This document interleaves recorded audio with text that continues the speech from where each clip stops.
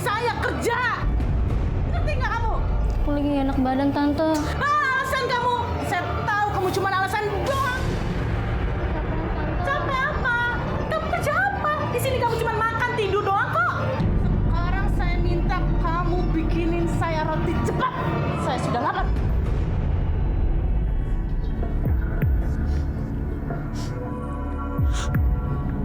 Ya Tuhan, apa salah aku? Aku nggak mau hidup di sini. Lebih baik aku mati, ya Tuhan.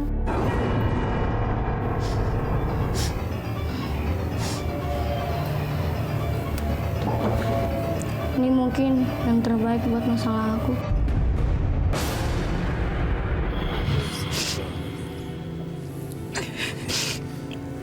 Rere, tahan dulu sebentar ya. Nanti kita terusin lagi ceritanya. Iya. Ustadz, ini gimana Pak Ustadz? Ketika dia sudah menemukan kembali ibunya, sementara ibunya tidak mau merawat anak kandungnya, kemudian dititipkan ke kakaknya. Ini gimana hukumnya Pak Ustadz untuk seorang ibu seperti itu? Terima kasih Mas Farid. Jadi kisah ini sebenarnya memberikan pelajaran untuk kita semuanya. Yang pertama, kita harus selalu berhusnudzon kepada Allah, berbaik sangka kepada Allah. Tadi Mbak Rere cerita sempat punya perasaan bahwa Allah tidak sayang. Sesungguhnya Allah sangat sayang pada seluruh hambanya. Bahkan orang tidak beragama sekalipun Allah sayang. Salah satunya adalah bentuknya Allah berikan karunia nikmat dalam kehidupan ini. Yang kedua berkaitan dengan tadi kan ini kan adopsi nih, anak adopsi nih statusnya ini kan. Mbak Rere diadopsi oleh orang lain dan ternyata nih nggak ada kaitan dengan keluarga. Biasanya itu kan adopsi itu kan masih ada rentetan keluarga, mungkin ada yang tidak punya anak kemudian diadopsi sehingga kasih sayangnya masih ada. Ternyata baru diketahui setelah Mbak Rere kira-kira umur 12 tahun tadi dan akhirnya kemudian ada tuduhan tadi.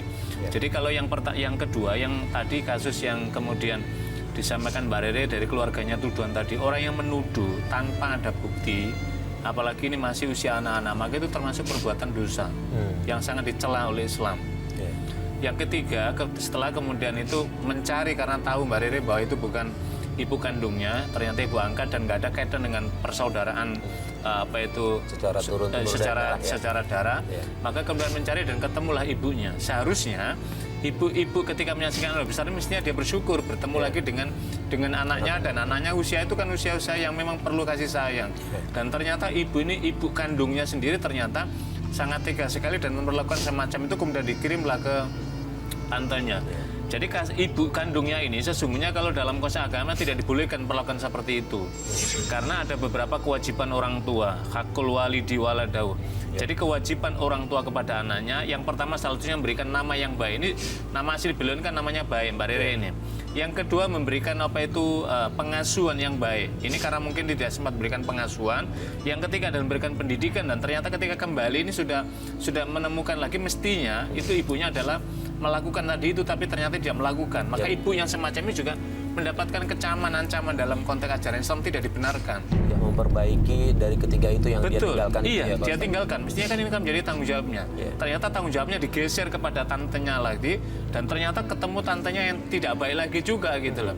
Yang tadi diperlakukan, kira-kira Mbak Rere tadi umur berapa itu ketika dengan tante tadi? Dari SMP sampai SMA. SMA ya, kira-kira umur di atas 15 tahun lah.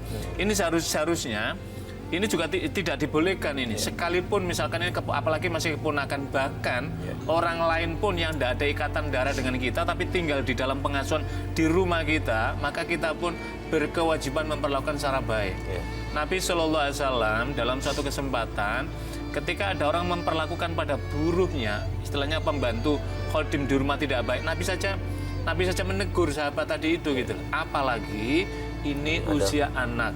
Jadi masih ke SMA umur 15 tahun atau 16 tahun lah, dan yang paling kita miris Mas Farid itu kan Mas Farid itu kan diperlakukan tadi sampai membantu kemudian tidurannya 2 jam dan kemudian antar ke sana kemari. Saya kira ini adalah memberikan pendidikan pada para orang tua dan kepada siapapun masyarakat pemirsa dimanapun bahwa kita tidak sepatutnya memperlakukan usia anak, usia sekolah dengan perlakuan yang tadi dicontohkan oleh Mbak Rere tadi itu gitu. Seharusnya adalah memberikan empati, simpati, dan proses edukasi yang baik.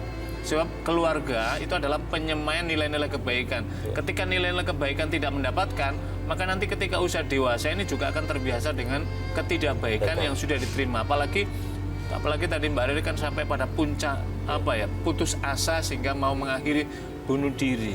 Ya, sebenarnya Memang- sudah tidak ada yang sayang sama Karena sekali tidak sama merasa tidak saya bisa membayangkan ya, sebagai usia anak itu kemudian ingin mendapatkan kasih sayang ke tempat orang yang seharusnya menjadi singgahan terakhir kasih sayang, nggak mendapatkan, dilempar lagi, ternyata juga mengalami yang sama seperti yang dialami ketika di ibu angkat pertama tadi.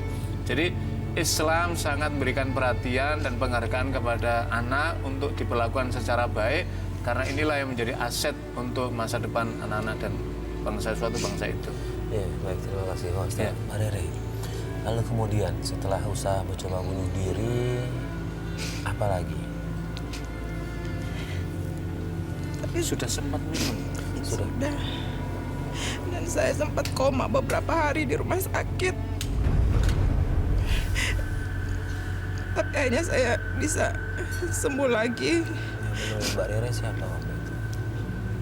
Tetangga. Tetangga. Iya. Tetangga yang membawakan saya ke rumah sakit. Setelah sembuh, akhirnya saya putuskan saya tidak mau lagi mengikuti tante saya. Setelah tamat SMA, saya putuskan untuk saya mau mandiri, bekerja. Dan saya akhirnya kerja di satu perusahaan mebel. Pada saat saya bekerja pun, saya bertemu dengan manajer saya supaya saya bisa mencapai target dalam pekerjaan saya. Dia memaksakan saya untuk melayani dia. Nih, Pak Ustadz gimana nih? Keputusan yang diambil Mbak Rere kita tahu.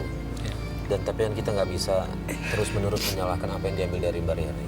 Nah, untuk kedepannya nih, gimana nih kalau ada orang ingin menggadaikan kesuciannya demi pekerjaan, hukumnya apa nih Pak? Kita ikut prihatin Mas Farid ya dengan bersimpati dengan kasus Mbak Rere. Jadi Mbak Rere melakukan tadi itu mesti harus dilihat, ini kan akumulasi dari kekecewaan yang dijalani dalam masa hidupnya. Yang kedua adalah tidak mendapatkan bimbingan dan tuntunan pendidikan, baik pendidikan secara umum, khususnya pendidikan agama secara baik. Lalu yang ketiga, tidak mendapatkan kasih sayang dalam keluarga. Inilah yang kemudian akhirnya menjadikan anak ini tumbuh secara tidak baik psikisnya, istilah kesehatan mentalnya, berpikirnya mudah labil. Karena itulah ketika usia SMA, tamat SMA, dia ingin mandiri karena tadi merasa itu tadi. Dan ternyata ketika masuk di perusahaan, bertemulah dengan pimpinan yang disebut dengan Mbak Rere tadi, bosnya tadi, berperilaku yang tidak baik juga gitu loh. Ini kan berbahaya sekali gitu loh. Karena itulah memang tidak boleh apapun orangnya, siapapun orangnya, apapun kegiatan profesinya, tidak boleh untuk mengejar target karir tertentu kemudian menggadaikan kesuciannya.